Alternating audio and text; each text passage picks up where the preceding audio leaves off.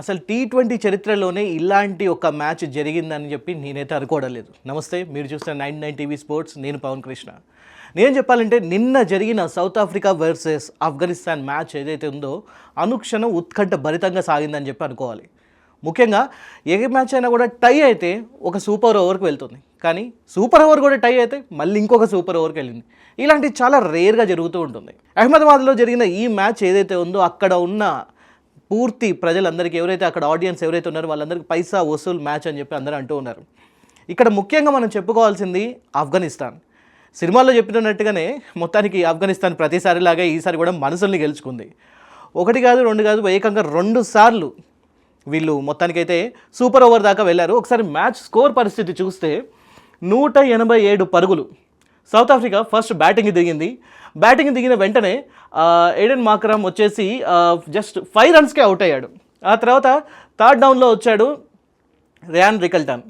ఇతను వచ్చేసి మామూలుగా ఆడలేదు, 61 రన్స్ చేశాడు 28 బాల్స్లో. అది కూడా ఇక్కడ 4 సిక్స్లు కొట్టాడు, 5 ఫోర్లు కొట్టాడు. అది ఇంతంతో పాటుగా క్వింటన్ డికాక్ మనందరి ఫేవరెట్, సో అతను కూడా చాలా చక్కగా ఆడాడు. మొత్తానికి అయితే 41 బాల్స్లో 59 రన్స్తోని చాలా రెస్పాన్సిబుల్ ఇన్నింగ్స్ ఆడాడని చెప్పి అనుకోవచ్చు. సో వీళ్ళిద్దరు కలిపి ఒక పార్ట్నర్షిప్ 100కు పైగా చేశారు.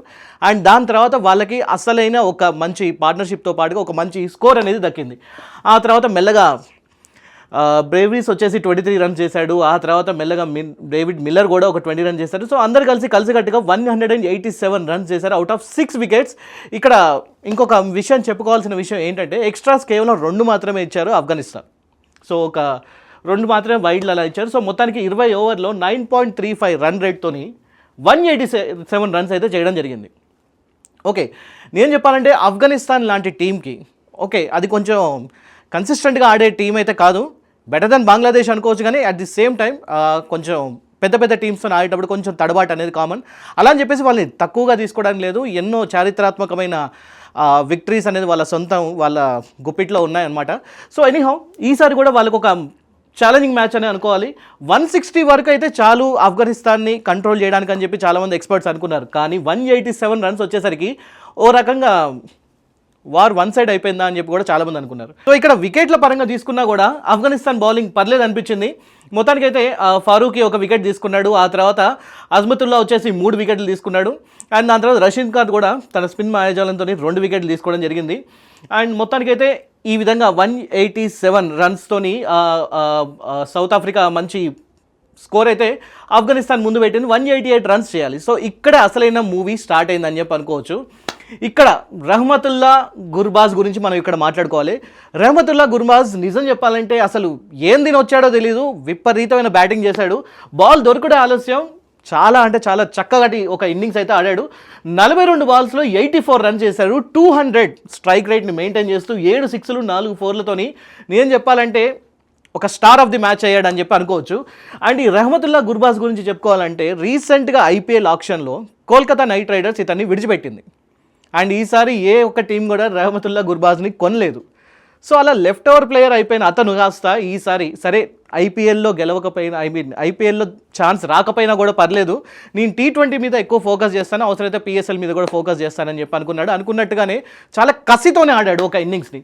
నేను చెప్పాలంటే రహ్మతుల్లా గుర్బాజ్ లేకపోతే ఆఫ్ఘనిస్తాన్ ఇంతటి వరకు వచ్చే అవకాశమే లేదు. ఎందుకంటే మిగతా వాళ్ళందరూ చూసుకున్నా కూడా ఏదో మాత్రం స్కోర్ మాత్రమే చేశారు.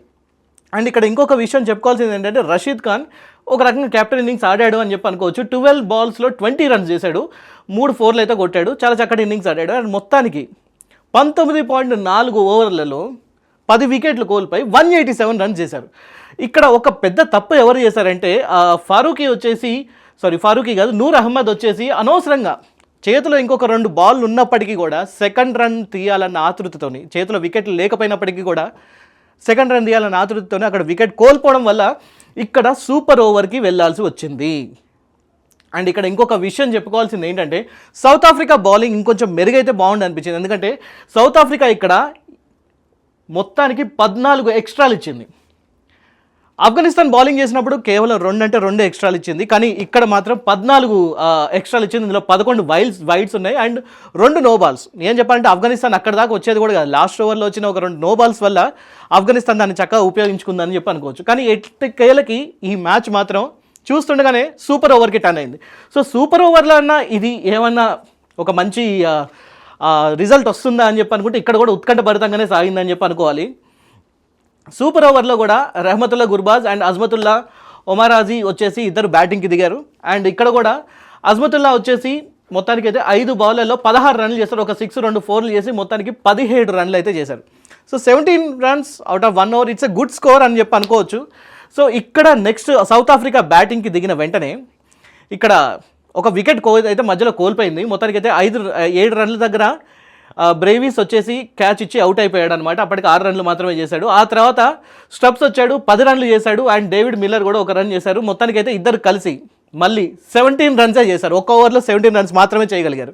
సో ఇక్కడ చూస్తుండగానే ఇంకొక టై వచ్చేసి పడేసింది. ఆ నెక్స్ట్ ఇంకోసారి ఆఫ్రికా వచ్చేసింది, south Africa. And south Africa వచ్చేసి ఇంకొకసారి మ్యాచ్ తన చేతుల్లో తిప్పుకోవడానికి పూర్తిగా ప్రయత్నించింది. ఒక్క ఓవర్లో 23 రన్లు చేశారు. ఇక్కడ డేవిడ్ మిల్లర్ ఏం చెప్పాలంటే 4 బాల్లలో 16 రన్లు చేశాడు. 16 రన్లతోని మొత్తానికి అయితే టాప్ స్కోరర్గా ఉన్నాడు. ఇక్కడ 2 సిక్స్లు కూడా కొట్టడం జరిగింది.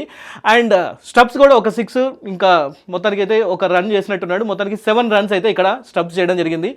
23 రన్ల టార్గెట్తోని ఆఫ్ఘనిస్తాన్ బ్యాటింగ్కి దిగింది. సో ఇక్కడ వచ్చేసరికి ఆఫ్ఘనిస్తాన్ తడబడిపోయింది. సో మొహమ్మద్ నబీ వచ్చేసి 0 రన్స్ క్యాచ్ అవుట్ అయిపోయాడు. అండ్ దాని తర్వాత అజ్మతుల్లా కూడా వచ్చేసి 0 రన్స్, ఎక్కువ ఏం ఆడలేకపోయాడు. రహమతుల్లా గుర్బాజ్ ఇక్కడ పూర్తిగా ప్రయత్నించాడు. మళ్ళీ ఇంకొకసారి ఆపర్చునిటీని పూర్తిగా ఉపయోగించుకోవడానికి ప్రయత్నించాడు. 3 సిక్స్లు కొట్టాడు, 18 రన్స్ ఉన్నాడు. మొత్తానికైతే ఒక వికెట్ కోల్పోయిన తర్వాత 19 రన్లతోని ఇక్కడ ఆఫ్ఘనిస్తాన్ ఎట్టకేలకి ఓడిపోయింది.